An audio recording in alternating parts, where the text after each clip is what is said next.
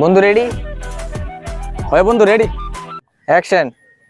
প্রেমের সমাধি বেগে মনের শিকল ছিঁড়ে পাখি যায় উড়ে যায়, পাখি যায় উড়ে যায়। হেই কেটে কোন অভিনয় হইলো? সেট গানে লাগে নাচানাচি করতেছ, কাইন্দা কাইন্দা রিঅ্যাকশন দিবি।